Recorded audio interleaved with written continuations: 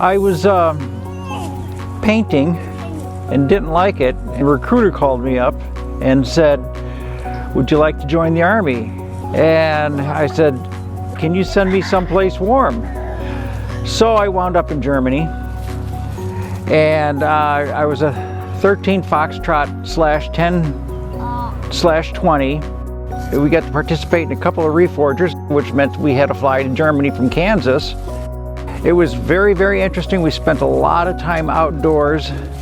I really enjoyed my time in the Army, but I was cold, so I came back to Illinois. I enjoy reading, and I couldn't read unless I was under a very, very bright light, and so I was trying to get a better pair of glasses so I could read, and I went to Four Eyes to get some cheap glasses, and the guy says, "You have to go see a retinal specialist before I even try to help you because there's something wrong here." And it turned out that I had Stargardt's, which is a very early form of macular degeneration. This went on for a little while, and then I found out I had glaucoma.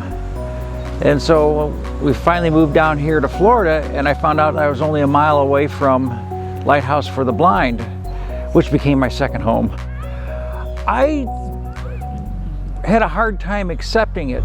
The retinal specialist, the doctor, said, "You're blind, I can't help you." He says, "You have to see a low vision specialist." And so it was all very, very new to me. It became clear that our entire life would be very different than we had planned. As the years went by, we realized that we were having to adjust a lot of things that we had plans, whether it's traveling, climbing mountains, or things around the house. Blindness has so many different levels, and each person has their own individual experience. My right eye is pretty much useless, and so everything I do is with my left eye. I can't read unless I have a very powerful magnifier. I say hi to a lot of mailboxes. I use my identity cane to cross all streets because I don't see cars. It's very strange because, especially with the macular degeneration, your brain fills in the background. So if I look down the street, I see a grayish background, and then all of a sudden, out of nowhere, a car appears. So I have to be very, very careful about crossing streets.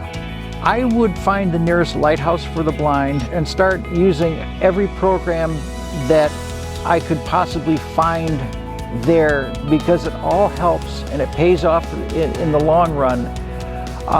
Just getting the training to go through daily life, getting them the OM, the orientation and mobility training, learning how to use things with accessibility, learning how to use a computer without eyesight, learning how to do things with your other senses, and really finding out how to use your other senses, and then meeting people that have similar problems to you and listen to how they cope with it. I just cannot stress how beneficial being part of the Lighthouse for the Blind actually is. And I don't want to sound like a commercial, because they really have touched me very deeply, and they've been so supportive emotionally and mentally all through this whole process.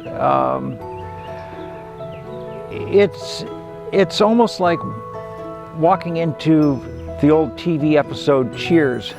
It's the place where everybody knows your name.